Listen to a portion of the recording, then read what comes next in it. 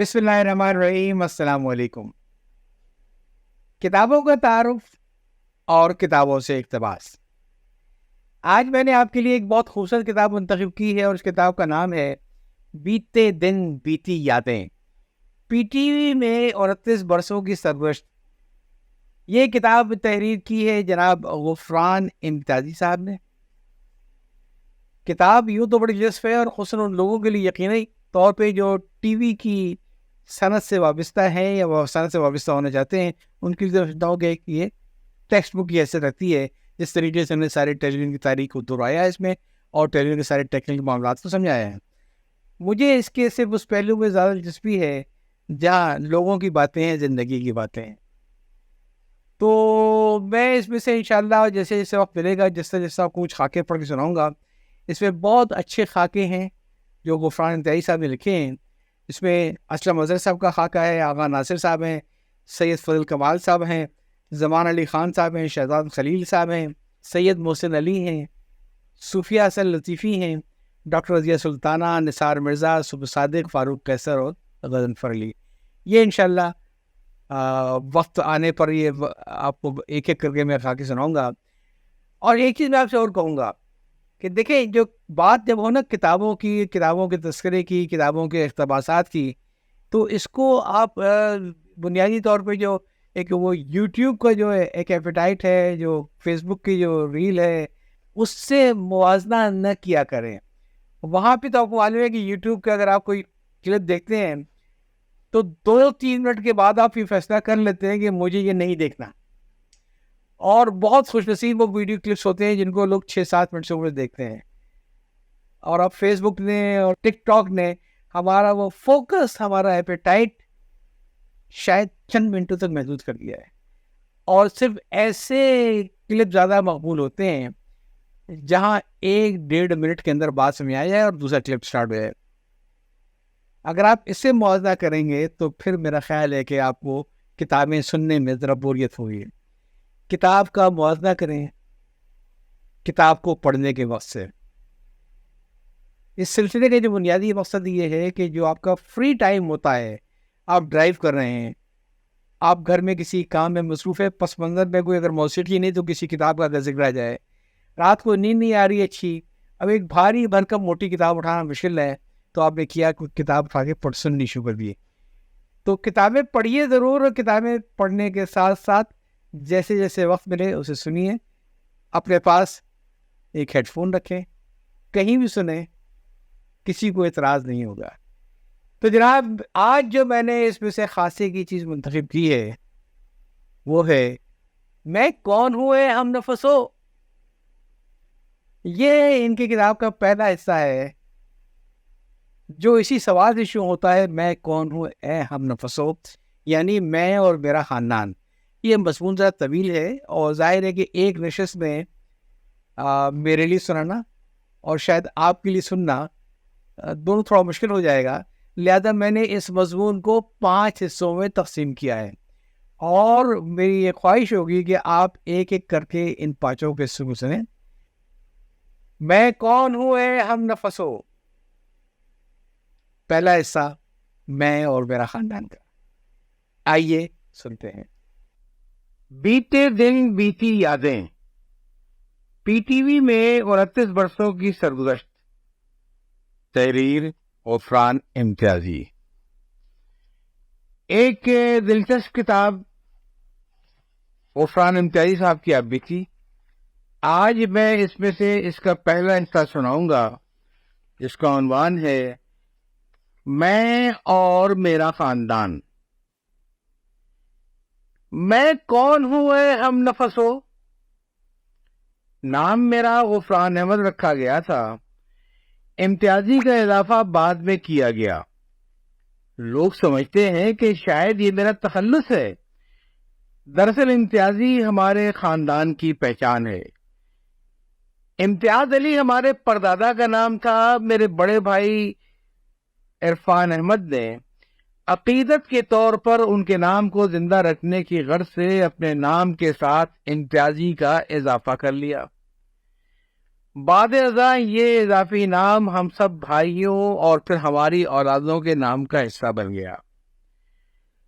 جو بہویں بیاہ کر ہمارے خاندان میں شامل ہوئیں انہوں نے بھی اپنی شناخت امتیازی خاندان کے ساتھ منسلک کر لی۔ والد صاحب امتیازی نہیں لکھتے تھے، ان کا نام شیخ محمد عمران احمد تھا۔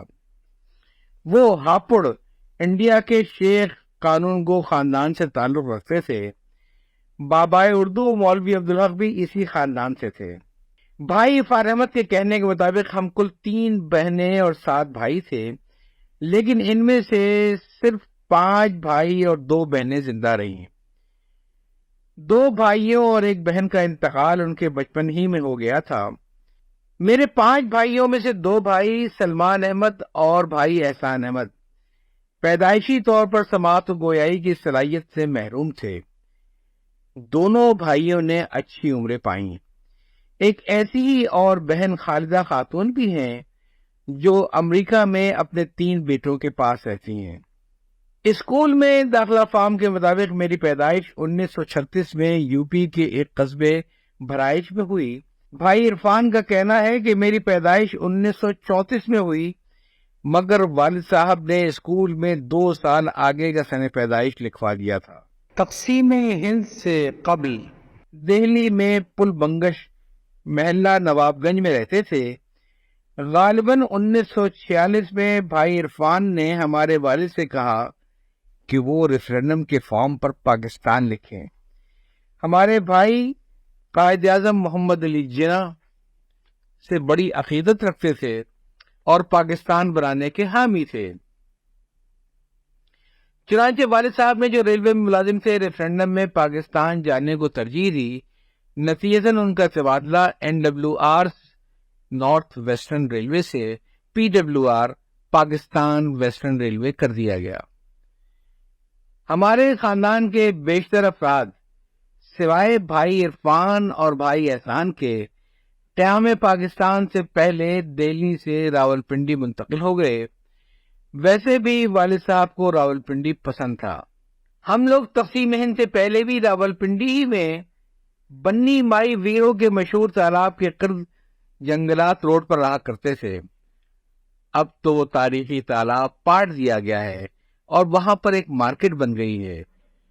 اس زمانے میں نے تو پڑھنا شروع نہیں کیا تھا، البتہ میرے بڑے بھائی عرفان اسکول جایا کرتے تھے۔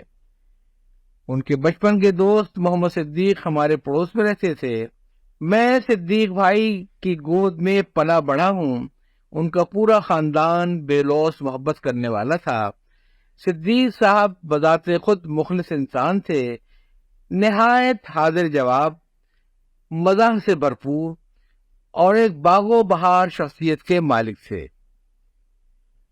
آپ کے والد نے ایک سائیکل عرفان کو دلا رکھی تھی، مگر اس کے پاؤں پیڈل تک نہیں پہنچتے تھے۔ اس کے بعد ہمارے والد کا راولپنڈی سے ملتان تبادلہ ہو گیا۔ پھر وہاں سے والد صاحب نے از خود دہلی تبادلہ کروا لیا۔ وجہ اس کی یہ تھی کہ ابا جی نے سماعت و گویائی سے محروم میرے بہن بھائیوں کے علاج کے لیے ہندوستان کے ماہر ڈاکٹروں کو دکھایا، تو انہوں نے کہا کہ یہ موروثی مسئلہ ہے، آپ کچھ نہیں کر سکتے۔ پھر کسی نے انہیں مشورہ دیا کہ دلی میں ایسے لوگوں کا ایک اسکول ہے، اگر آپ ان کی زندگی بہتر بنانا چاہتے ہیں تو وہاں چلے جائیں۔ بھائی سلمان پڑھنے لکھنے کی عمر سے نکل چکے تھے، وہ ہنر سیکھنے کو ترجیح دیتے تھے۔ ایمبرائڈری کے کام پر انہیں عبور تھا۔ پڑھائی میں خالدہ بہن کو بھی دلچسپی نہیں تھی، لیکن وہ امور خانہ داری میں بہت اچھی تھیں۔ احسان بھائی نے دلی کے سماعت و گویائی سے محروم لوگوں کے اسکول میں لپ ریڈنگ سیکھ لی تھی اور کچھ بولنا اور لکھنا بھی سیکھ لیا تھا۔ ہندوستان سے پاکستان میں آنے کے بعد انہوں نے سیٹلائٹ ٹاؤن راولپنڈی میں ایمبرائڈری کی دکان بھی کھولی تھی۔ وہ اپنے پاس ہمیشہ سلیٹ اور سلیٹی رکھا کرتے تھے اور لکھ کر گاہکوں سے پوچھا کرتے تھے، آپ کو کون سا پھول پسند ہے جو اپنے کپڑوں پر کروانا چاہیں گی؟ وہ فلمیں بہت شوق سے دیکھتے تھے اور گھر آ کر پوری کہانی اشاروں میں بتایا کرتے تھے۔ جس انداز میں وہ فلم کی جزیات بتاتے تھے، مجھے بھی تحریک ہوتی تھی کہ میں بھی یہ فلم دیکھوں۔ تقسیم ہند کے بعد ضلع بہرائچ یو پی بھارت کے 4 بڑے حویلی نما گھروں کے کلیم میں راولپنڈی شہر کے جس محلے میں ہمیں چھوٹا سا مکان ملا اس کا نام اکال گڑھ تھا، لیکن مسلمانوں نے پاکستان بننے کے بعد اس کا نام گلشن آباد رکھ دیا، مگر یہ نام چلا نہیں۔ جب پہلی مرتبہ میں اپنے والد کے ساتھ حکومت کی طرف سے الاٹ کیا ہوا یہ مکان دیکھنے گیا تو مجھے اندازہ ہو گیا تھا کہ ہو نہ ہو یہ سکھوں کا محلہ ہے، کیونکہ بجلی کے کھمبے گلی کے عین وسط میں لگے ہوئے تھے۔ بہرحال اے 1220 نمبر کا یہ یک منزلہ مکان تھا جس میں 4 کمرے، 1 تہخانہ اور 1 نیم چھتی تھی۔ رفع حاجت کے لیے ہمیں چھت پر جانا پڑتا تھا۔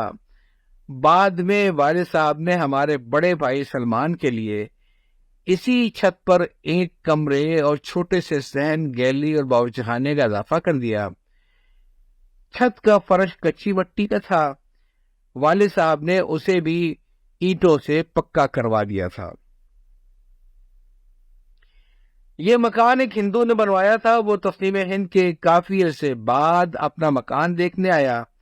اس کا کہنا تھا کہ یہ مکان اس نے بڑے شوق سے بنوایا تھا، مگر بناتے ہی ہندو مسلم فسادات شروع ہو گئے، چنانچہ اسے اس گھر میں رہنا نصیب نہ ہوا۔ اس نے ہمارے کنویں میں لگے ہوئے ہینڈ پمپ سے پانی نکال کر بھی پیا تھا اور خوش ہوا۔ محکمہ اوقاف نے کئی مہینے تک اس کا سامان ہمارے مکان کے تہخانے میں رکھا۔ جب محکمے والے سامان لینے آئے تو انہوں نے والد صاحب سے کہا کہ بزرگوں، آپ اس میں سے جو کچھ لینا چاہتے ہو تو لے سکتے ہیں۔ والد صاحب بولے مفت تو نہیں، قیمت لے کر کچھ فرنیچر دینا چاہیں گے تو لے لوں گا۔ چنانچہ وکٹورین اسٹائل کے بیت کا ایک ہلکا سا صوفہ خریدا گیا جو ترکے میں میرے حصے میں آیا۔ بھائی عرفان بتاتے ہیں کہ دہلی کے حساس علاقوں سے ہمارے چند عزیز اور رشتہ دار پناہ لینے کے لیے ہمارے گھر پل بنگش محلہ نواب گنج آ گئے تھے۔ جو پان کھانے والے تھے انہوں نے اپنا نشہ پورا کرنے کی خاطر گھر میں لگا ہوا توت کا درخت گنجا کر دیا تھا۔ پہلے دونوں بھائیوں کو ہمایوں کے مقبرے میں رکھا گیا تھا، پھر وہاں سے لال قلعے کے کیمپ میں لے جایا گیا۔ کیمپ میں کچھ بھنے ہوئے چنے اور 1 روٹی مل جاتی تھی۔ بھائی عرفان اپنے ایک دوست ودود جیلانی کا بہت تذکرہ کرتے تھے کہ وہ اپنے حصے کا راشن بھی بھائی کو دے دیا کرتے تھے۔ جیلانی صاحب نے پاکستان ہجرت کی تو وہ پہلے راولپنڈی پھر اسلام آباد میں سکونت پذیر ہوئے۔ میں نے اکثر دیکھا کہ بھائی عرفان جتنا ان سے کسی بات پر ناراض ہوتے تو ودود جیلانی اتنا ہی بھائی سے پیار کرتے تھے۔ اس کے ساتھ ہی میں اور میرا خاندان کا پہلا حصہ ختم ہوا۔ اگلے حصے میں آپ کو سناؤں گا جو غفران امتیازی صاحب نے اپنے بزرگوں کے بارے میں لکھا۔ اپنے ایک بزرگ حافظ عبدالولی کے بارے میں لکھا جو ہمیشہ انہیں پیار سے حضور کہہ کے پکارتے تھے، اور اسی طریقے سے اپنے والدین کا ذکر کیا۔ تو دوسری ڈسک کا انتظار کیجیے۔ یاد چاہتا ہوں۔ اللہ حافظ۔